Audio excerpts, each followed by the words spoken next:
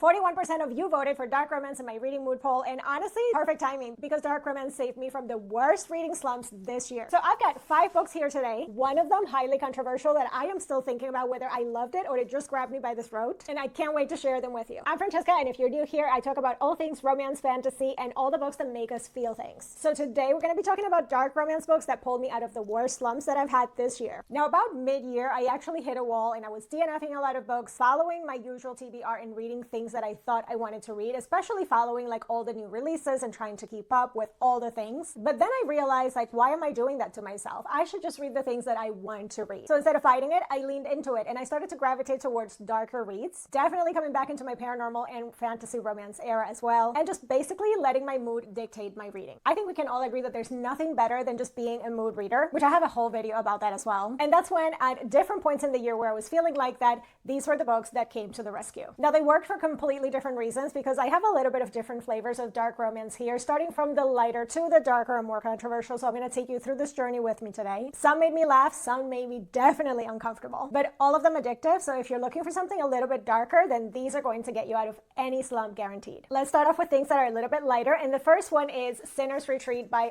Biel. Now, this is an author that I haven't read before, but a friend of mine on Instagram was reading the second book in the series, which is about boats. I think it's set on a cruise, and I definitely have had a thing for cruises this year, but I wanted to go in order. So I started with the first book, which is about serial killers, and they're going on a retreat for serial killers. I mean, the name of the series should tell you everything you need to know. It's called a slaycation. So basically the premise of this is that our heroine is a serial killer and she's been looking for the serial killer that killed her brother. And she hears that the serial killer is going to be participating in a serial killer retreat. So she decides that she's going to go and find him and try to figure out who he is. Now, on the plane down, she meets this guy and they hit it off. And once she gets to the resort where the serial killer retreat is at, he is actually one of the serial killers there as well. And plot twist, he's the one that killed her brother. It really reminded me that dark romance doesn't have to be all heavy all the time, and the humor was just perfect. I really needed that with the story, and it delivered on all fronts. So if you're looking for a book that's going to help you figure out that dark romance can be fun, our female main character is also a plus-size girl. She's tough. She doesn't apologize for any of it. She's also a badass serial killer herself. And funny enough, the hero in this story is kind of like a nerdy and cinnamon rolly serial killer, which I thought was so great because it was just a different juxtaposition. I really love the concept of serial killers having a retreat, kind of like a convention, and just all getting together because you're also going to meet other serial killers here. And there is a scene with a pineapple in here that you'll just have to read it to believe it. If you read this book, definitely let me know what you thought of that. If you're a fan of Butcher and Blackbird, this is a must read. Going a little bit darker, we have Huntsman by Naima Simone. Now, this is dark mafia and it's a Snow White retelling. If you love your morally gray heroes, but also your morally gray females, then this is going to be a great one for that. Our heroine is a crime family princess and she is on a revenge plot against her aunt because her aunt killed her mother and has now sent an assassin to go after her. Basically, she stole her throne. Now, the legendary assassin that is sent to kill her is also the man that she's been obsessed with for years. It has all of the great things about a mafia romance, but very dark, but also a group of badass females as well. Our heroine embodies all of the female rage. Naima Simone's writing in this is excellent. This is super spicy. Definitely has the right mafia vibe, and also the fact that the hero really does feel like this badass assassin, not just some broody, sort of morally gray hero. We also get some spicy forced proximity. There's capture captive. This is perfect not only for mafia romance fans, but also if you love a darker fairy tale retelling, and especially if you're tired of passive heroines who need to be saved. Now, my next book I was not prepared for because honestly I haven't read this a lot, and this is branded by Saffron A. Kent. Why I say this is not something I see a lot, this is a dark cowboy romance. But not only is it a cowboy romance, it also mixes in an epistolary ex-con with a revenge plot that was so addictive. So our heroine is a college student and she uses a fake identity to write to a prison through the pen pal prison program for a college assignment. Now, they correspond for a while, they finish the project, but they stay corresponding because now she's invested and she has feelings. Until he sends a letter that he's getting out and wants to meet her. And then she realizes that he was also using a fake identity, and he is actually the man that was in jail for attempting to kill her best friend's father. So there's this huge rivalry between the two families, and she used her friend's identity to write the letters. So he actually thinks he was corresponding with the daughter of the man that he was imprisoned to kill. So of course, he's now going to use her to seek his revenge. Now, when I tell you that this one just felt so fresh, I absolutely ate it up. There's kidnapping, there's revenge, there's a forced marriage, a little stabbing too. I mean, I was with this from the beginning and it hooked me immediately. So this one, highly recommend. I think will be a great addition to your TBR. Of course, real talk, it does get a little rough and a little dark. But if you're a fan of pen pal, this was just so well done. You'll definitely want to pick this up. But now continuing on with the female rage as a love language, what you need to pick up is Rage by Myst. This is the first book in the Wildcats series, and I did not even know how much I needed this book. It was so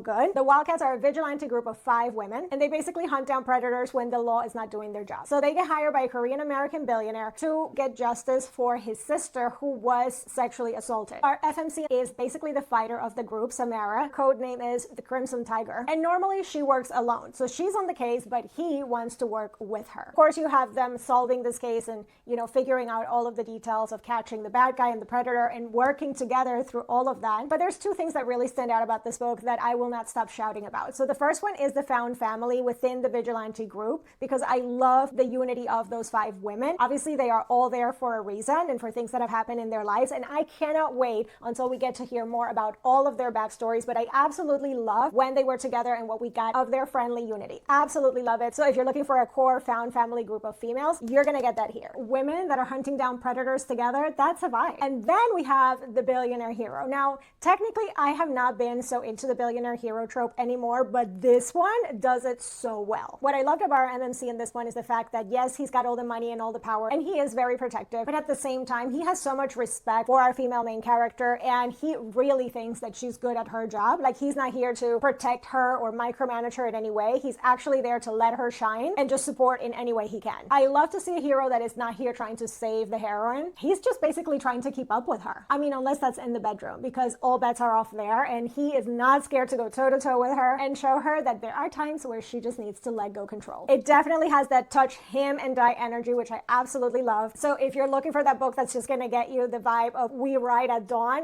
that is the vibe in this book for sure. Plus Dominic, you need to meet this hero and fall absolutely madly head over heels for him. This book is spicy. I actually would say if you love the Mindfuck series by S.T. Abbey, this one needs to be on your list. Now we get to the controversial book. So that is Leave Me Behind by K.M. Moronova. This is a dark military romance, so I wasn't sure how I was going to like that. Everybody's been raving about this author, but it is controversial in multiple ways. I can tell you got me out of a slump, but also I am still conflicted about how I feel. It'll definitely make you uncomfortable. So the premise of this story is that our female main character is the sole survivor of a massacre Black Ops squad, and she gets assigned to the squad that blames her team for their own casualties. Before joining the team, she also has this really hot one-night stand with a guy that she didn't know who he was, but it turns out to be one of her superiors. And basically from the moment that she joins up and they're all trying to get her to just quit and leave, they go on a mission and they end up getting trapped together and just everything goes totally sideways. Now there's many reasons why this definitely got me out of my slump. First one, the competency porn. Our heroine Nell is deadly. The military tactics and all the missions just really felt very immersive and really well written. And we have a really tough FMC going toe to toe with some badass men and not giving an inch. Now our MMC Bones is not a soft man. But what I think really kept me reading through all of this is seeing how Bones is this really rough guy, right? He's not good, but in a way, you also see a lot of the softness and vulnerability underneath. And that's really what kept me hooked and kept me reading. Because don't get it twisted, he can be extremely cruel and just bad. But in many ways, all of that is coming from a place of guilt and survival. The stakes felt extremely real. Lots of betrayals that you're gonna have to go through and get over. Definitely a good, true enemies to lovers. And I cannot tell you, it kept me turning those pages, or I mean, I was listening to the audiobook, so just listening in way past 2 o'clock in the morning. But I'm gonna be real with you, this does get very dark. Like when we talk about knife play in this book, it's not the romanticized knife play of some other dark romances. This book can feel aggressive and harmful, especially towards our female main character, so check all your trigger warnings. But if you're looking for something that will constantly make you think, like, what am I reading? And just definitely making you uncomfortable as you're reading the book, then definitely pick this up. I think this book also proves that a book can be deeply flawed and still be something that is totally addictive to read and get you out of a reading slump. So definitely, if you want dark military romance that has good military tactics, not just the uniforms, that has super high stakes and morally great characters that have to make some impossible decisions, then this is going to be the one for you. And so those are 5 dark romance books that pulled me out of a reading slump this this year. But I think the most important thing is that overall what I learned is that I need to stop fighting my reading mood. If you want dark, lean into dark. If you want funny, lean into funny. And if you want paranormal, lean into that. Like, don't worry about what you should be reading, what's the popular book, what's the new release. Give yourself permission to read the things that sound good and discovering a hidden gem. Remember, your TBR doesn't have to make sense to anyone but you. So let me know which one of these you're going to be adding to your TBR, or if you've read any of the books that I talked about, leave me a comment and let me know if there's any dark romance books that saved you from a reading slump, because I am always looking to add more books to my list. If you want more recs like this, don't forget to subscribe to the channel and hit that bell notification so you don't miss any of our videos, and also like this video so that I know I need to make more videos like it. But for now, that is all I have for you guys today. I will see you in the next video. Bye!